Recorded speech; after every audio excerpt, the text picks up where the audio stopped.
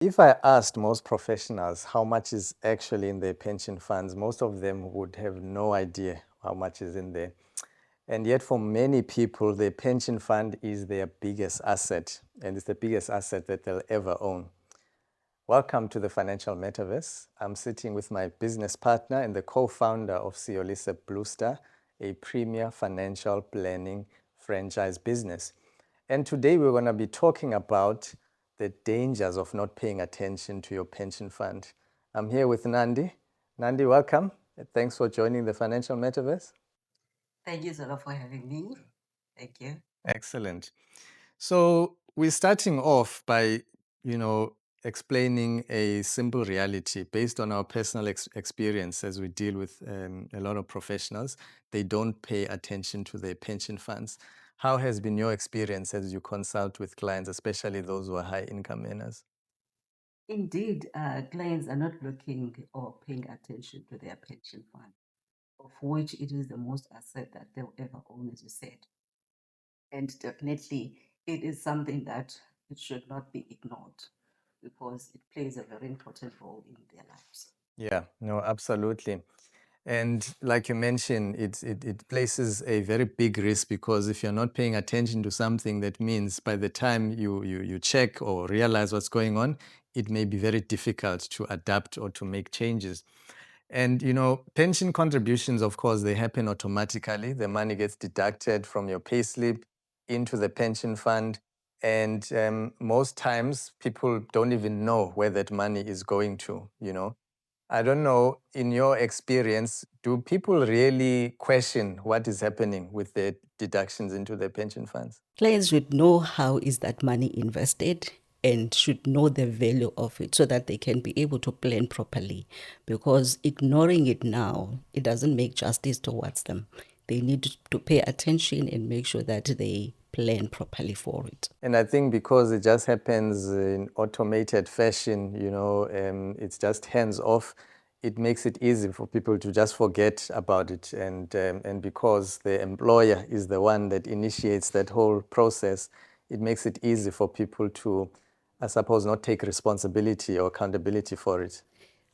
That's true, because clients, as you are coming into the company, you are just excited that you got the job and you're going to be working and not paying attention to the benefits that you actually be getting from the employer, more especially the pension, because it's important how to know how much is contributed by the employer and by yourself. Because when you're going on pension, you need to have at least about 70% of what you've been earning. So if you do not have that 70%, because most of the time, only 20% is contributed towards pension, which is from the employee, it should be, most of the time, it's about 7.5%, and the employer will contribute the 12.5%, which is 20%. And then that makes a 50% difference on the pension that a person needs to look into how much and how are they going to contribute towards that 50%. To add to what you've said, sometimes the complexity of the terms and the language makes it difficult for people to actually check and have a meaningful engagement with what's going on with the pension fund. Would you also agree? I agree, because if you look at the deductions that are coming off the payslip, you often see that there's a lot of deductions. Not paying attention to what is it exactly that is deducted, because you find that most of the deductions is tax, which is not contributing anything towards yourself.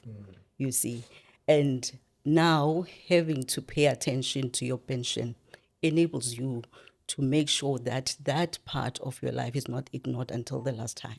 Because if you wait until the last time, you won't be able maybe to catch up, you see. So it is very important to plan for that pension. Yeah, yeah, exactly. And obviously, as your career progresses, you move from one employer to another. Sometimes you have to switch pension funds, and it becomes even more complex. You're not sure whether you preserve your pension fund, you move it. And worse now, with two pots change in legislation, that has added another complexity into this pension fund conversation. They are already short of 50%. You see, so it is definitely a high risk of dipping that into that savings pot. Yeah. You see, as much as people see it as money that comes quickly, but it's meant for pension. It should be preserved for pension. Yeah. Not to mention then to move from one employer to another. Wow. When I moved from my previous employer, joining the current employer that I'm at, I was so shocked with the money that I contributed towards my pension after 10 years of service because it was so little. And I was thinking that have that continued that way, I would have been shocked by the time that I was going to go to pension because I was also not paying attention to my contributions, whether the employer is contributing what or myself contributing what. It's a shortfall. Yeah. We cannot run away from the fact that the contributions that you are making, as long as you are not contributing outside what you are contributing through the employer, you're contributing about 20%. Yeah. If it's more, it's lucky. Yeah. So what is it that makes it difficult for people to pay attention to their pension fund? I often think maybe the pension fund administrators don't make it easy for people to get to know or understand what is going on. Maybe just simply accessing your pension fund statement is a challenge for most people. We had a conversation not too long ago where I was saying to you, even if you ask financial advisors, we did a poll really quickly, how many of them know how much is in their pension fund and even how to access that information, you would find that a lot of people are not clear about that. With the technology, I think that is challenging as well for most people because it's not easy these days to access because back then they would be emailed the benefit statements. They would also be able to go to HR and get the information. Nowadays they need to log in and use technology to get those details. But partnering with a financial planner could that be easy for the clients. Yeah, yeah, I agree. This is what we do as licensed professionals because we fight in the client's corner, to enable them to overcome and navigate these complexities. Where do you actually allocate the money so that it can grow effectively to enable you to achieve your lifestyle objectives at retirement? Do you find that most people are aware of how the money is invested, or is it something that people are totally oblivious about? That is a high risk, Zola, because people don't know how their money is invested, of which you find that a person is still invested on cautious funds. They invested on funds that are not growing for them, of which is very important that when you're investing your money for a long time, it is on moderate aggressive, which is at least as balanced funds, Yeah. which is going to help them and grow their money to the angle that they wanted to go to. Yeah, yeah. And like if you look at how the equity markets have performed over the past three, especially the past year, those people whose pension monies have not been, exposed, as you say, to moderately aggressive balance funds have lost out big time, eh? And if you can like calculate the loss, in rands and cents, it could amount to even hundreds of thousands. Yeah, it's a lot. It's a lot because being on a cautious investment fund, you are not getting anything. You are not getting anything for your money, of which that money is invested on pension, which is the very longest time that you have of employment. And it needs to make money for yourself so that when you go on pension, you have money that you have accumulated out of that pension, that it can last you for another 40 years, 30 to 40 years after you have pensioned. And of course, money can be invested in different asset classes. Most pension funds, they have like a default option based on the client's age. Some of them have like a one size fits all strategy. And some of them, they allow you to select specific funds that you want to use. But if you are not aware of what that actually means, like, it becomes difficult to make an informed decision. Is that right? That's very true because if you don't know how that money is invested, you are at risk. Yeah. So it's important that your your pension fund is reviewed, how is invested. Yeah. And what would you say is the importance of partnering with a financial advisor? I know it's a biased question to ask because we are financial advisors, But I mean, if you were to think about your own situation, if you had partnered with a financial advisor early on in your career, where someone who could have, given you insights on in terms of how these things worked, how would you think your investment journey, specifically for retirement planning, would have, progressed? I am certain that it would have been very much better, Zola. You know, I always say that to my clients, if I were to convince the government or have anything to have a say on, I would advise that everybody has a financial planner. A financial planner is that person that looks after your money and makes sure that it works in your best interest as a client. So it is very important that everybody has a financial planner. If it were up to me, I would make sure that everybody has a financial planner of their own.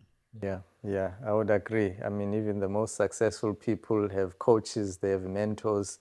I heard once Oprah Winfrey saying that she has 3 different coaches to assist her on different aspects of our lives. So clearly, if we want to succeed, especially in the issue of finances, we need somebody in our corner that is willing to listen, willing to understand what we are wanting to achieve, and is willing to be there to add value. So definitely the viewers listening, we are here to assist in any way we can, especially on this topic of retirement planning, because I feel like, retirement planning should be a priority when it comes to investment planning, something that you do first. Because if you reach retirement and you have not made sufficient provisions, your options become very, very limited, you know. And we get the privilege, get to see clients at different stages of their progression, and we see the outcomes when they retire. And many people, I don't know, they are very oblivious to the realities of post-retirement life. Like, what has been your experience as you've sat with clients and you've watched? So we need to prepare for both. We need to prepare for retirement annuity, for the retirement lifetime. Because if that preparation and that planning was not taken care of early, client get to decrease the income. And that decrease most of the time is very huge, because you find that clients will retire maybe at 40% of what they've been earning. That is the better money that they can go out with. Most of the time it's 30%, especially when you look at it after tax, not even taking into consideration other expenses such as the medical aid and the expenses, because the person just stopped working, but they still have needs. Yeah. So you find that it can't even cover most of their needs and they get frustrated. No, you mentioned some very painful realities that we have to encounter, and hopefully, this platform will raise the awareness and help clients to engage with us as licensed professionals to be able to deal with these realities with confidence and help clients to plan and prepare with confidence. We've come to the end of this segment. Thank you, Nandi, so much for this stimulating conversation. We hope our viewers have found value in this discussion. If you need to engage with us to plan your own retirement, please reach out via the number in the description below or send us a message on the comment section. Stay tuned for the next episode. This one you don't want to miss, because we're going to discuss the tax implications of investment structures. So if you are in a pension provident fund, you are in an endowment structure, you're in a TFSA, what are the tax implications of investing your money in these different structures, or even keeping your money in interest-bearing instruments like money market funds, fixed deposits, savings accounts? This one is going to be lit.